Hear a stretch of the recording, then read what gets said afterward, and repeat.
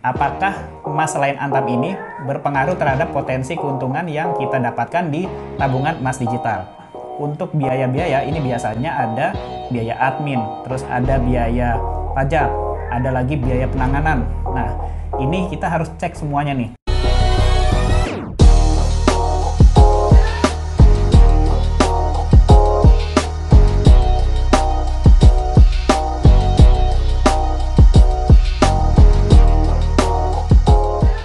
Halo Moviters, ketemu lagi dengan saya Henry Pratomo di channel Movit Indonesia, tempatnya untuk cari ilmu.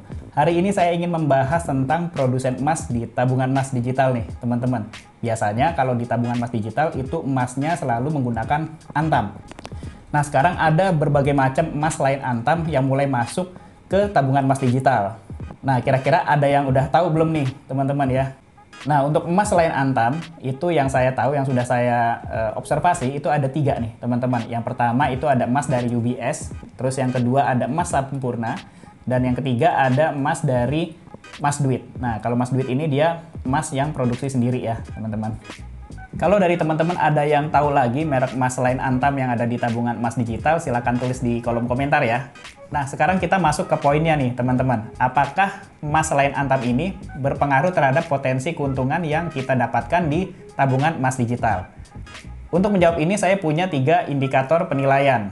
Yang pertama, kita cek spread harga jual dan belinya. Lalu yang kedua, kita cek biaya-biaya apa saja yang dibebankan di aplikasinya.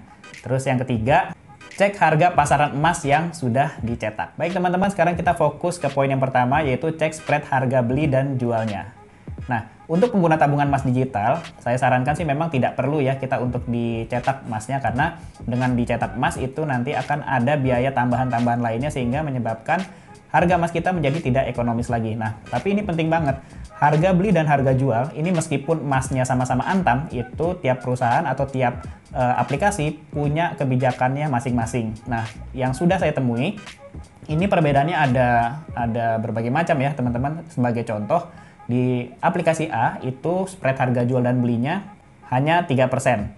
Nah, di aplikasi B, itu spread harga jual belinya, dia lebih tinggi lagi ya, 5%. Nah, ini padahal emasnya sama-sama Antam, tapi selisih spreadnya beda ya. Ada yang 5, ada yang 3. Lalu sekarang bagaimana dengan emas yang non-Antam tadi ya? Tadi ada UBS, ada emas Sampurna, terus ada juga dari Mas Duit gitu ya. Nah, kalau menurut saya, emas-emas yang lain ini itu tidak berpengaruh ya, mau mereknya apapun, selama spread harganya bagus atau spread harga yang ditawarkan itu menguntungkan, ya itu tetap menguntungkan buat kita. Jadi contoh aja misalkan kayak Mas Duit yang emasnya produksi sendiri gitu ya, mungkin kadar emasnya agak berbeda, tapi dia punya selisih spread jual belinya misalkan cuma 2,5%. Wah, ya udah, itu sangat menguntungkan sekali dan itu lebih untung daripada ya, spread harga jual beli emasnya Antam. Nah, sekarang kita masuk ke poin yang kedua nih, teman-teman, yaitu cek biaya-biaya apa saja yang dibebankan di aplikasi tabungan emas digital.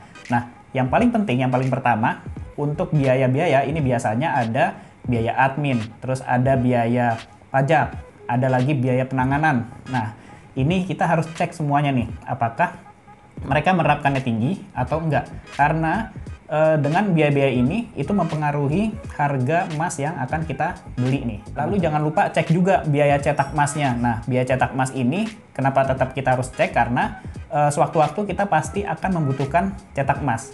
Misalkan kita butuh untuk gadai, atau misalkan kita butuh untuk kasih hadiah ke kerabat kita gitu. Nah, itu kan otomatis kita butuh cetak ya. Nah, di sini biasanya ada kebijakan biaya cetak yang berbeda-beda di tiap platform aplikasi. Kalau dari biaya cetak yang saya perhatikan, umumnya ini biasanya kalau misalkan ya harga emasnya itu murah, biasanya harga cetaknya tinggi. Atau biasanya harga emasnya tinggi, biaya cetaknya murah. Jadi biasanya ada kelebihan dan kekurangannya ada di situ ya, teman-teman. Tapi ada juga yang memberikan value lebih, artinya biaya jual harga belinya murah, biaya cetaknya juga terjangkau. Nah, itu juga ada nanti. Kalau teman-teman mau ngecek, itu juga bisa nanti dicek di masing-masing platform tabungan aplikasinya. Nah, kalau nggak mau repot, cek aja di channelnya Movit Indonesia. Ada di Movit Playlist. Sekarang kita masuk ke poin yang ketiga nih, teman-teman ya. Jadi di poin yang ketiga ini adalah cek harga jual emas kita nanti di harga pasarannya berapa. Apakah nanti mudah dijual, apakah nanti harganya tinggi gitu ya. Karena balik lagi nih teman-teman ya, jadi meskipun emasnya mau apapun gitu ya, tapi kalau misalkan selama kita nggak mencetak, selama kita nggak ngambil emasnya, itu sebenarnya sih nggak ada pengaruh ya. Yang penting kita fokus sama spread harga jual dan belinya. Tapi ingat lagi, sewaktu-waktu kita pasti butuh untuk mencetak. Nah, ini harga pasarannya juga kita harus cek nih. Jadi nggak semua merek emas itu dia punya nilai harga jual yang tinggi. Ada yang harga jualnya rendah, ada yang sedang-sedang aja gitu ya. Nah, ini nanti akan berpengaruh terhadap keuntungan yang akan kita dapatkan. Yang umumnya saya temui ya the best price-nya ya masih emas antam ya teman-teman. Jadi selain punya nilai jual yang tinggi, terus juga mudah dijual. Ini yang paling utama nih, dan emas antam sangat familiar di masyarakat. Nah, dari 3 indikator ini jadi sudah jelas ya teman-teman, kalau emas merek apapun selain antam yang ada di tabungan emas digital ini tidak masalah. Yang paling utama menurut saya adalah spread harga jual belinya. Jadi kalau kita memang fokus di tabungan emas digital ya, yang lain-lain sebenarnya sih itu nggak usah dipikirin ya. Jadi langsung aja di harga beli, harga jual. Harganya harganya nanti sudah naik, udah bisa kita jual dapat untung, ya udah disitulah kita nanti dapat keuntungannya. Nah, tapi sekarang gimana nih teman-teman kalau mau dinilai secara keseluruhan? Nah, kalau menurut pendapat saya, ini pendapat pribadi saya ya, untuk tabungan emas digital, emasnya sih mungkin masih lebih baik emas antam ya.